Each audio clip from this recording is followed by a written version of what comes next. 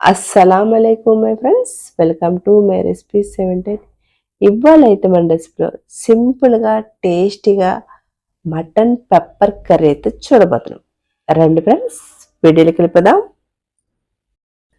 అర KG mutton. ఇలా అర కేజీ మటన్ తీసుకున్న తర్వాత ఇలాగా ఒక 2-3 సార్లు బాగా కడగాలి. ఇలా బాగా కడిగిన తర్వాత ఇలాగా తీసుకోవాలి. ఇప్పుడు మటన్కి అయితే మసాలా చూద్దాము. 2 టేబుల్ స్పూన్ ధనియాలు, 3 టేబుల్ స్పూన్ మిరియాలు, 1.5 టేబుల్ స్పూన్ జీలకర్ర, 1 ఇంచు దాల్చిన చెక్క, 3 లవంగాలు, 3 యాలక్ పలుకులు. ఇప్పుడు స్టవ్ వెలిగించుకొని ప్యాన్ పెట్టుకోవాలి. ప్యాన్ పెట్టేసుకున్న తర్వాత ఇప్పుడైతే ధనియాలు, జీలకర్ర, దాల్చిన చెక్క, లవంగాలు, యాలక్ పలుకులు ఈ 3 వేసుకున్న తర్వాత మంట వచ్చి సిమ్లో పెట్టుకొని ఫ్రై చేసుకోవాలి. ఇప్పుడైతే మసాలాతో బాగా వేడి అయిపోయింది. ఇప్పుడు ఇలా బాగా వేడైన తర్వాత ఇప్పుడైతే తీసి పెట్టుకున్న మిరియాలని ఇప్పుడు ఇందులో వేసుకోవాలి. మీరు ఇంకా బాగా కారం తినాలనుకున్న వాళ్ళైతే ఇంకొక టేబుల్ స్పూన్ కూడా మిరియాలు వేసుకోండి. ఇలా వేసుకొని ఇప్పుడు ఈ మిరియాలు కూడా బాగా వేడెక్కిన తర్వాత ఇప్పుడైతే స్టవ్ ఆఫ్ చేసుకోవాలి. ఇలా స్టవ్ ఆఫ్ చేసుకున్న తర్వాత ఇప్పుడు మిక్సీ గిన్నెలో వేసుకోవాలి. ఇలా మిక్సీ గిన్నె అంతా వేసుకున్న తర్వాత బాగా మెత్తగా పౌడర్ చేసుకొని ఇలాగ తీసుకోవాలి. చూసారా, ఇలాగ ఉండాలన్నమాట. బాగా మెత్తగా అయిపోవాలి పౌడర్ వచ్చి. ఇప్పుడైతే స్టవ్ మీద ఇలాగా కుక్కర్ పెట్టుకోవాలి. కుక్కర్ పెట్టేసుకున్న తర్వాత ఆయిల్ వేసుకోవాలి. కొద్దిగా ఆయిల్ వేసుకోవాలి. ఆయిల్ బాగా హీట్ ఎక్కిన తర్వాత ఇప్పుడైతే ఒక్క ఉల్లిపాయ బాగా సన్నగా కట్ చేసుకొని ఇప్పుడు ఈ ఆయిల్లో వేసుకోవాలి. ఇలా వేసుకొని బాగా ఫ్రై చేసుకోవాలి. ఇలా బాగా ఫ్రై అయిపోయి ఈ కలర్ వచ్చిన తర్వాత ఇప్పుడైతే ఇందులో అల్లం వెల్లుల్లి పేస్ట్ వేసుకోవాలి. 2 టేబుల్ స్పూన్ అల్లం వెల్లుల్లి పేస్ట్ వేసుకోవాలి.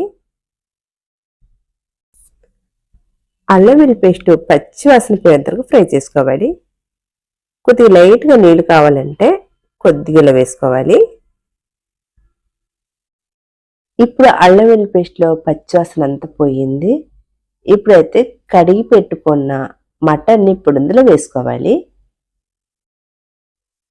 వేసుకున్న తర్వాత ఒకసారి బాగా కలుపుకోవాలి. ఇలా కలిపిన తర్వాత ఇప్పుడు ఇందులో సరిపడైతే ఉప్పు వేసుకోవాలి. ఇలా ఉప్పు వేసుకున్న తర్వాత ఇప్పుడు 1/2 టేబుల్ స్పూన్ వచ్చి పసుపు.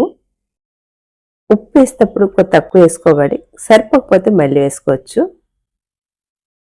ఇలా బాగా కలుపుకున్న తర్వాత ఇప్పుడైతే ఒక్క టమాటా, ఒక 4 పచ్చిమిరపకాయలని కట్ చేసుకొని ఇప్పుడు మటన్లో వేసుకోవాలి.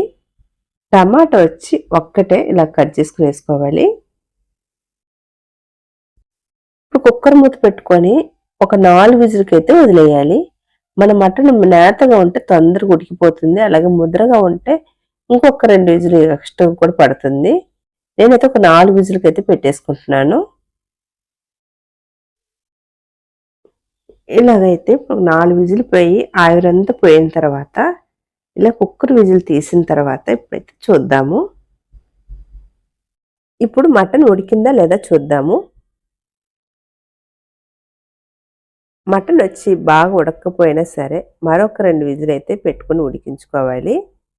ఇప్పుడు మటన్ ఉడికిందా లేదా చూడాలి. ఇలా ఒక స్పోర్క్ తీసుకొని ఇలా గుచ్చి చూస్తే తెలిసిపోతుంది. చూసారా, బాగా మెత్తగా అయిపోయింది. ముందుగా ఫ్రై చేసి ఆడించి పెట్టుకున్న పెప్పర్ మసాలా పొడిని ఇప్పుడు ఇందులో వేసుకోవాలి. పెప్పర్ పొడి వేసిన తర్వాత కారం అయితే ఇంకేం అవసరం ఉండదు, ఎందుకంటే దీంట్లో ఘాటు బాగుంటుంది. అందులో పచ్చిమిరపకాయలు కూడా వేసాను కాబట్టి ఘాటు అయితే బాగా సరిపోతుంది. ఇప్పుడైతే కొద్దిగా అయితే దీంట్లో నీళ్ళు వేసుకోవాలి. ఇలా కొద్దిగా మిక్స్ కడిగి నీళ్ళు వేసుకుంటున్నాను, ఎందుకంటే ఈ పెప్పర్ కర్రీకి ఎక్కువ నీళ్ళు వేస్తే బాగోదు. ఇలా పెప్పర్ పొడి వేసుకున్న తర్వాత ఒక 5 నిమిషాలకైతే ఉడికించుకోవాలి. ఇప్పుడైతే ఉప్పు అయితే సరిపోదు, కొద్దిగా అయితే ఉప్పు వేసుకుంటాను. పెప్పర్ మటన్ కర్రీకి ఉప్పు కారం అంతా బాగా సరిపోయింది. ఇప్పుడైతే 5 నిమిషాలు కూడా అయిపోయింది. ఇప్పుడైతే దీనికి కొద్దిగా కొత్తిమీర అయితే చల్లుకోవాలి. సింపుల్గా టేస్ట్గా మటన్ పెప్పర్ కర్రీ అయితే రెడీ అయిపోయింది. మీకు నచ్చిందా? మీకు నచ్చితే కనుక మీ ఫ్రెండ్స్ అండ్ ఫ్యామిలీకి షేర్ చేయండి. అలాగే లైక్ చేయండి, షేర్ చేయండి, సబ్స్క్రైబ్ చేసుకోండి. చూసే వాళ్ళైతే ఒక లైక్ అయితే కొట్టండి. బాయ్ ఫ్రెండ్స్, మరొక వీడియోలో మళ్ళీ కలుద్దాం. బాయ్.